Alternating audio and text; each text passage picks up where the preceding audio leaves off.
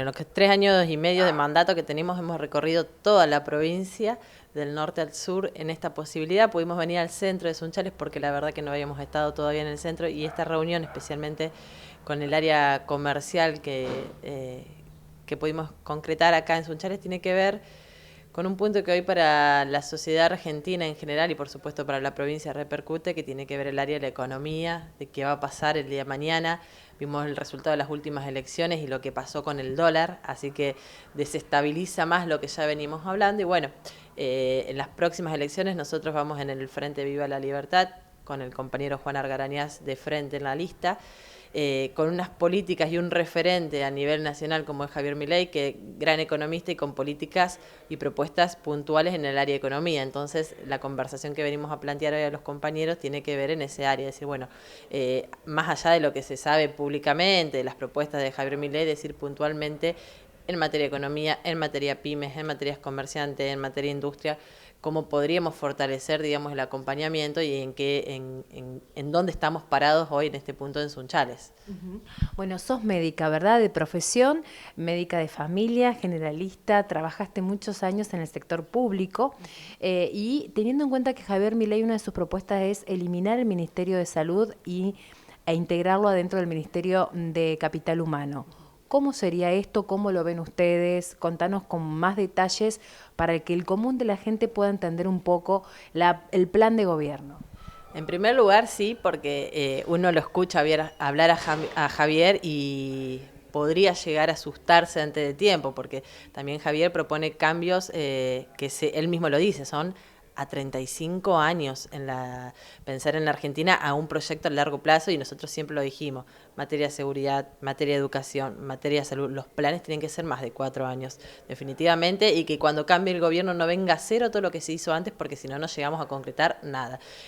principalmente en estas tres puntas, ¿no? Entonces, dentro del plan de Javier Milei tiene que ver, como lo sabemos, lo conocemos, la reducción del Estado. Yo lo puedo decir desde la profesión, y seguramente no he conversado con centros de salud acá en Sunchales, pero es la realidad que tenemos en la ciudad de Santa Fe y que seguramente tenemos acá, y tiene que ver con el control que hay que hacer al personal del Estado para que realmente trabaje como trabaja. Tenemos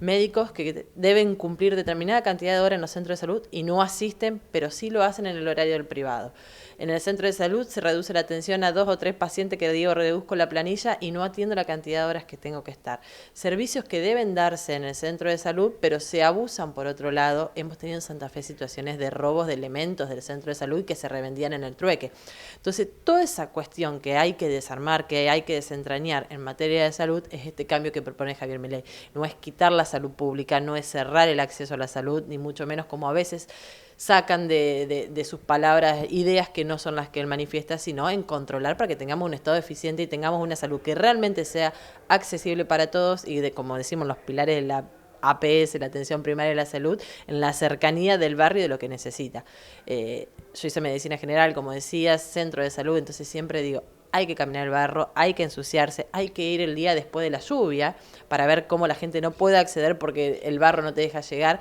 y ahí sacar los proyectos y ahí acomodar las ideas y ahí ver cuál es la verdadera necesidad de la población y no lo que uno cree desde la banca sentado, ¿no? Bueno, Natalia, como diputada provincial, ¿cuáles fueron tus proyectos más icónicos dentro de la Cámara? Bueno, por supuesto en área de salud, como lo venía diciendo, porque es donde he trabajado siempre. En materia de discapacidad también hemos trabajado mucho con las familias que tienen alguna persona con discapacidad y con la falta de acceso que valga la redundancia, que falta hoy en la sociedad.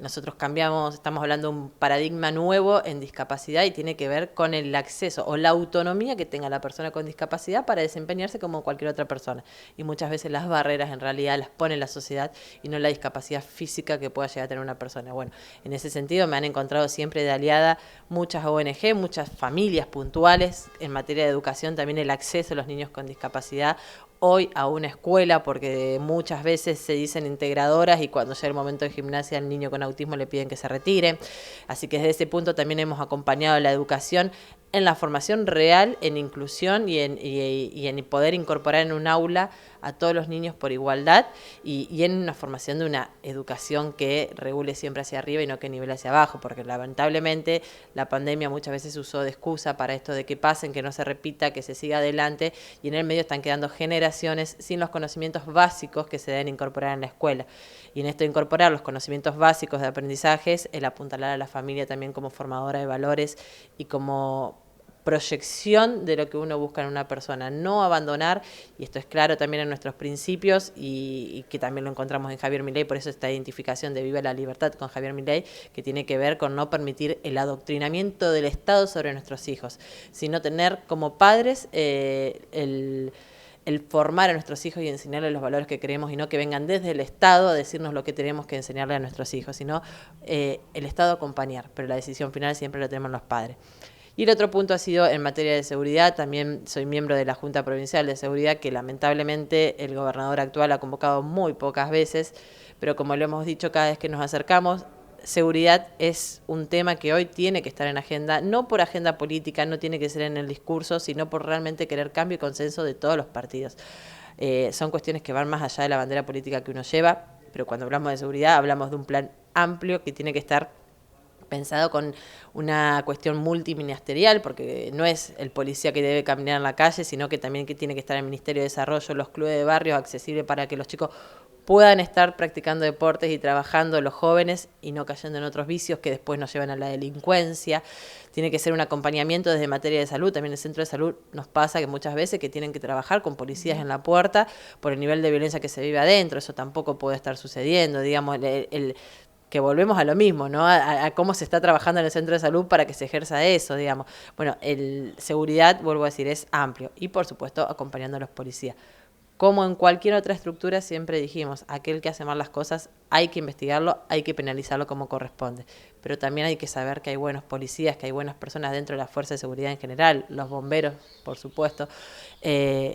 que se brindan día a día por la población, que se ponen al frente, que nos defienden, que nos acompañan y que también deben ser reconocidos, porque cuando uno se pone en la misma bolsa, el que hace mal las cosas y el que las hace bien, es ahí donde empieza el problema, y es ahí, otro de los puntos que decíamos que Javier Milei tiene de proyecto de ver qué está pasando en el Estado, para que tengamos los malos que hacen lo mismo que los buenos y los buenos siguen en el mismo estancado, ¿no? Entonces, en estos ámbitos, en estos puntos fue nuestro trabajo fuerte, en esta fue la identificación que encontramos en Javier Milei y por eso vamos con Viva la Libertad, digamos, en las próximas elecciones.